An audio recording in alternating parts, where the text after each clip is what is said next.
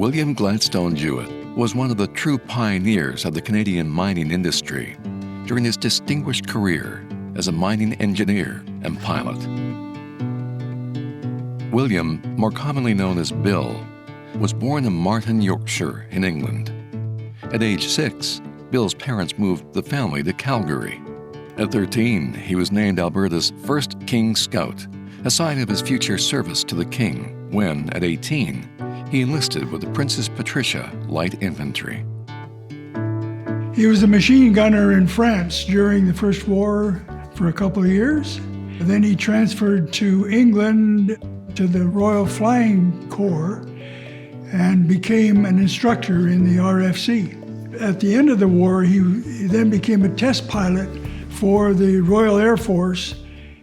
A mid-air collision ended Bill's time in England.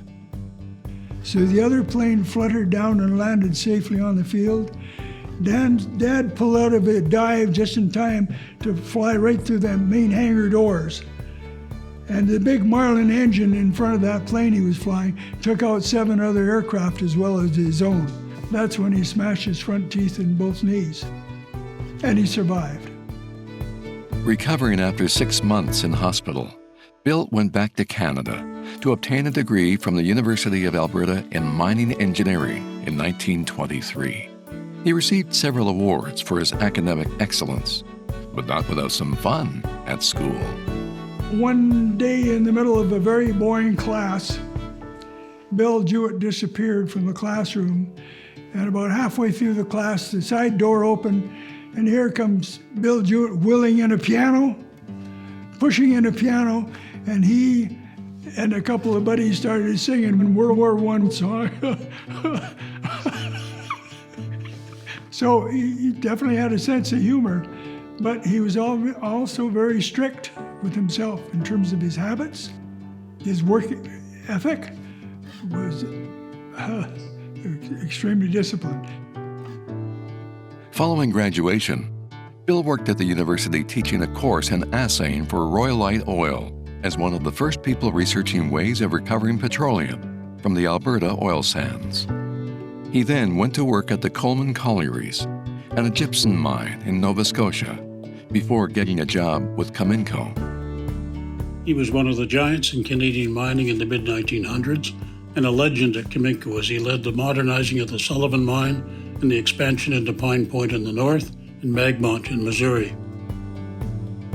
Bill's first job with Cominco was working at the assay office and smelter in Trail, BC. That changed when they discovered he was a pilot. And so he ended up being the chief pilot for Cominco, Tech Cominco's Air Force, had 12 airplanes. And they used him on exploration up north. And one of the most interesting things about Bill was that he also taught the geologists how to fly planes as part of their exploration training so that they can get out to some of their field sites. Exploring the uncharted north as a bush pilot could be a perilous job. He ran out of fuel on one occasion and had to land on a pond right above rapids that ran into another lake.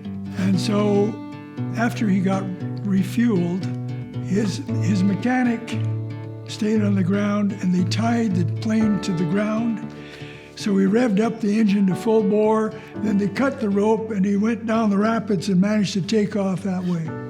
For his work mapping the uncharted north, William Gladstone Jewitt was inducted into the Canadian Aviation Hall of Fame in 1978. In 1930, he set a record for the most northerly flight in Canada, landing on the shores of Victoria Island in the high Arctic, a record which stood for many years. He will be the first and only person that has membership in both the Canadian Aviation, I'm going to cry, and the Canadian Mining Hall of Fame. I'm very proud.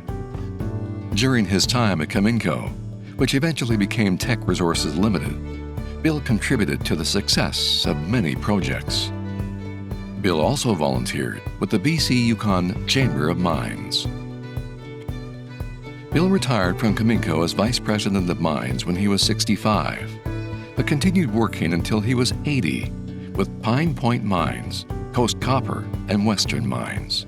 He really enjoyed retirement in Victoria, and every week he would drive up to Buttle Lake to visit the mine that he was chairman of when he was in full retirement. So that's the kind of guy he was. His work had a significant and lasting impact on Canada's mining community. I believe his accomplishments will inspire future generations of mining professionals. His pioneering spirit and story will be, I hope, a lasting example to others for years to come.